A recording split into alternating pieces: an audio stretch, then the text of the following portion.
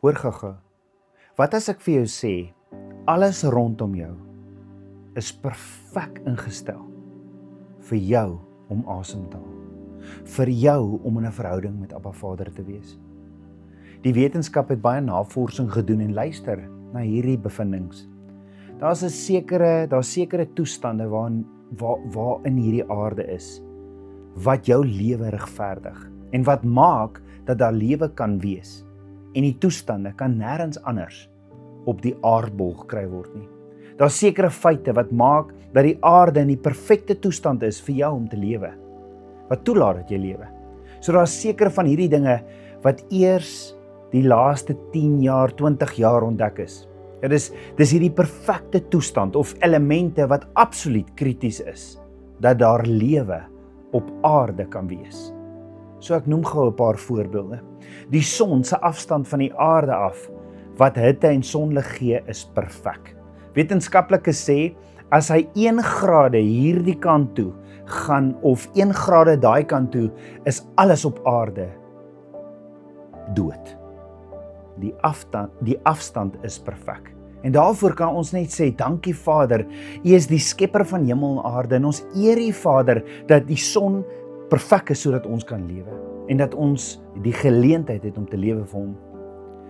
Dan nog 'n voorbeeld, die spoed waarteen die aarde draai is krities vir lewe op aarde. As dit enigstens vinniger of stadiger gaan, sal dit 'n effek hê op ons lewens. En daarvoor kan ons ook sê, dankie Abba, U is die skepper van hemel en aarde, en dankie dat U alles so in perfek hou dat ek kan lewe.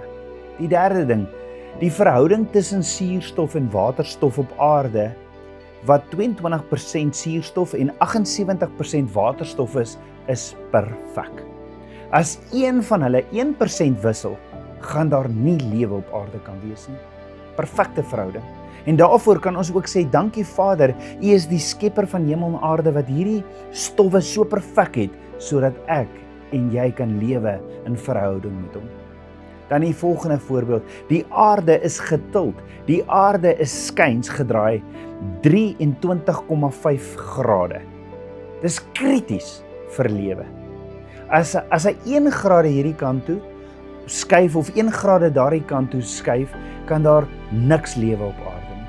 Daarvoor kan ons ook sê, dankie Vader, U is die skepper van hemel en aarde, en U hou alles perfek, sodat ek kan lewe. Kyk byvoorbeeld na die grootte van die maan. Die feit dat daar net 1 maan is krities vir lewe op aarde. Absoluut essensieel. Die verhouding tussen die land en die water, om te bepaal hoeveel plante daar moet wees, hoeveel suurstof en hoeveel water daar moet wees, sodat daar mense kan lewe op aarde, of enige iets kan lewe, dit gee lewe, en dit is so perfek. En daarvoor kan ons ook sê, dankie Abba, U is die skepper van hemel en aarde. Die dikte van die ozone om die aarde is krities vir lewe op aarde. En die swaartekrag op aarde, wat nie op ander planete is nie, is essensieel en krities vir lewe. Daar's nie minder nie as 60 en meer sulke elemente wat maak dat die aarde uniek en perfek is vir lewe. En daarvoor kan ons net sê, dankie Abba, U is die skepper van hemel en aarde. En hierdie elemente maak dit uiters krities om op 'n planeet te wees, sodat daar lewe kan wees. En as een van hierdie elemente net 'n graad of 2 verander, is dit onmoontlik dat daar lewe kan wees. Jy sien, die kanse is 0, dat dit alles net per toeval is, so op aarde. Daar is net een God, en hy het gesê, laat daar lig wees, en daar was lig. En dis dieselfde God van gister, wat vandag nog leef, en wat môre sal leef. En dis die God, wat 'n verhouding met jou wil hê. Dis hy wat vir Adam en Eva geskaap het, en lewe in hulle ingeblaas het. So kan jy dit indink. Abba Vader skape alles met sy woorde, laat daar lig wees, sodat hy in verhouding met jou kan wees. Hy laat daar plante wees, en al hierdie dinge. En die enigste keer waar hy sy hande gebruik het, is toe hy grond bymekaar gemaak het, en gaan kniel het, oor Adam, en 'n lewensasem in sy neus ingeblaas het. En ek wonder wat Adam gedink het, toe hy die eerste keer sy oë oopgemaak het en hy sien die skepper van heelal in sy oë. En dis nie al nie, want toe maak hy vir Adam aan die slaap en hy haal 'n rib uit en hy maak vir Eva. Die woord sê, Abba Vader bou vir Eva rondom die rib.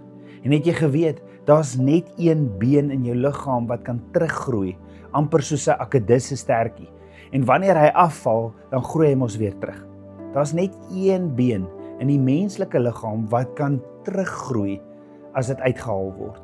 En dis die onderste klein ribbe beentjie. Jy sien, dink daaroor. Is dit hoekom die woord sê, jy's kunstig aan mekaar geweef in die moederskoot? Vader het die hele hemel en die aarde gemaak om 'n verhouding met jou te wees. Jy's aan mekaar geweef in die moederskoot en jy's wonderbaarlik gemaak sodat jy 'n verhouding met hom kan wandel. Abba Vader het die aarde volmaak gemaak. Alles wat hy gemaak het was goed. Die Hebreë woordjie tof volgens skepingsdoel. Abba Vader maak ons toe na sy beeld. En het jy geweet, jy is die kroon van sy skepping.